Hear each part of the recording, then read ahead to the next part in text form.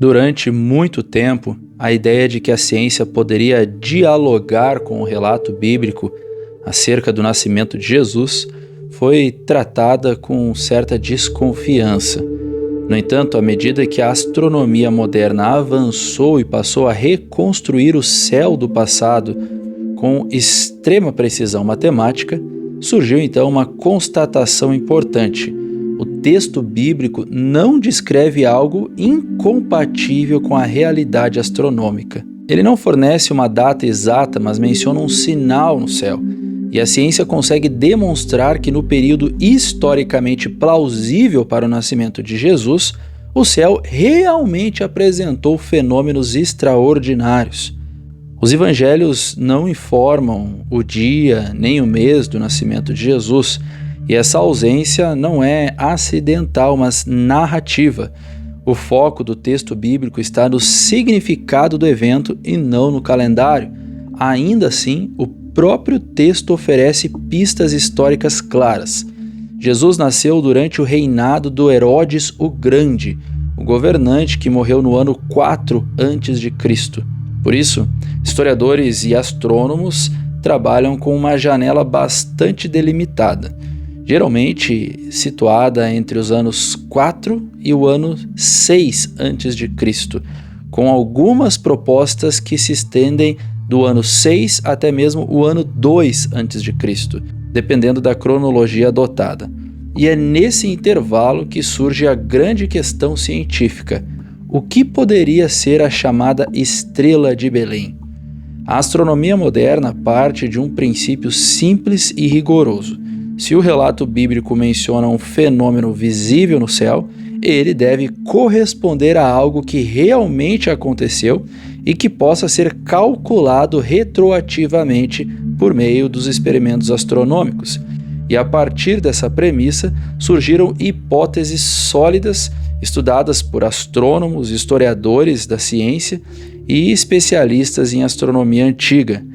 Uma das explicações mais conhecidas envolve conjunções planetárias, isto é, momentos em que planetas parecem se aproximar intensamente no céu. Já no século XVII, o astrônomo Johannes Kepler chamou a atenção para um evento raro ocorrido no ano 7 a.C., uma sequência de 3 conjunções entre Júpiter e Saturno, visíveis ao longo de vários meses. E esse tipo de repetição é incomum e teria sido facilmente notada por observadores atentos no céu naquela época. No mundo antigo, Júpiter era associado à realeza, enquanto Saturno, em determinados símbolos locais da época, era ligado à região da Judéia. Essa combinação ajuda a entender por que astrólogos da época poderiam interpretar o fenômeno como o nascimento de um rei naquela terra específica. Outra hipótese amplamente discutida surgiu a partir de simulações modernas do céu antigo e envolve uma conjunção extremamente próxima entre Júpiter e Vênus, ocorrida por volta de junho de 2 anos antes de Cristo. Nessa data, os 2 planetas teriam se aproximado tanto que a olho nu poderiam parecer um único ponto de luz intensamente brilhante no céu.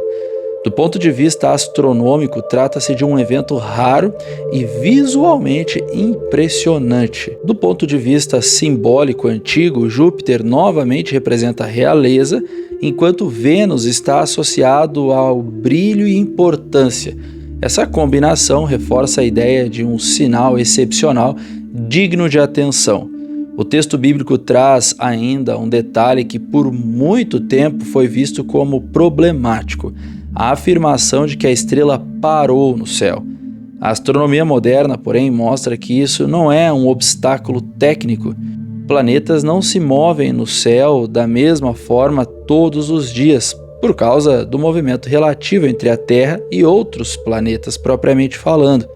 Há momentos em que um planeta parece que está, de fato, desacelerando, pode ficar imóvel aos nossos olhos e alguns dias depois inverter o seu deslocamento aparente. Esse fenômeno é conhecido como ponto estacionário e faz parte do chamado movimento retrógrado.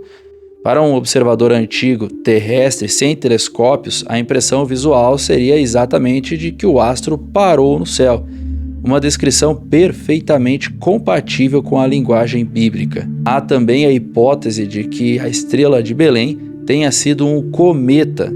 Essa possibilidade ganhou um novo fôlego com estudos recentes conduzidos pelo cientista Mark Matney.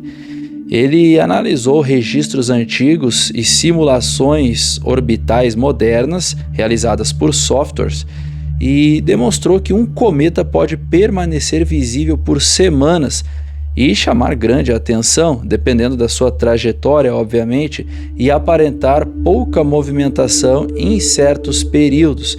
Embora essa explicação seja considerada plausível do ponto de vista astronômico, os próprios pesquisadores a tratam com cautela, reconhecendo que ela não é conclusiva. E entre todas as propostas acadêmicas, uma das mais sofisticadas foi apresentada pelo astrônomo Michael Molnar. Em estudos científicos, ele argumenta que o sinal observado pelos magos não teria sido uma estrela isolada, nem apenas um único fenômeno visual isolado, mas um conjunto de eventos astronômicos interpretados segundo a linguagem astrológica da época. Isso incluiria posições específicas de Júpiter, ocultações lunares e configurações simbólicas que, para especialistas do Oriente Médio Antigo, indicariam o nascimento de um grande rei ligado àquela região da Judéia. Segundo esse modelo, o evento central teria ocorrido por volta de abril do ano 6 a.C., mas existe uma margem maior unindo todos esses eventos. Essa teoria é valorizada no meio acadêmico porque respeita tanto os dados astronômicos da época quanto o contexto cultural dos personagens e também o relato bíblico. Diante de todas essas hipóteses, a conclusão científica é clara e honesta. A astronomia não consegue determinar o dia do nascimento de Jesus. Nenhum telescópio, cálculo ou simulação pode oferecer certa precisão. O que a ciência consegue demonstrar é algo igualmente relevante. Durante o período historicamente aceito para o nascimento de Jesus, o céu, sim, de fato apresentou fenômenos reais, raros, astronômicos e impressionantes, plenamente capazes de serem interpretados como um sinal extraordinário por observadores terrestres compatíveis com o relato bíblico. Quanto à tradicional data de 25 de dezembro, não é uma realidade. A própria história cristã reconhece que ela não surgiu de cálculos astronômicos, mas de decisões litúrgicas e simbólicas tomadas séculos depois. Isso não invalida o seu significado religioso, mas deixa claro que ela não é o resultado direto de dados confiáveis. Ainda assim, quando a ciência e a Bíblia são colocadas lado a lado com seriedade, o conflito desaparece. A astronomia não prova a fé e nem a fé depende da astronomia para existir. No entanto, nesse caso específico, a ciência aponta para um fato surpreendente. O céu do período em que Jesus nasceu realmente se moveu de forma incomum, e isso torna o antigo relato bíblico não um mito desconhecido e desconectado da realidade, mas uma narrativa situada em um universo que naquele momento da história de fato foi real, demonstrando o relato bíblico e anunciou que algo extraordinário estava acontecendo. Que Deus abençoe você e a sua família.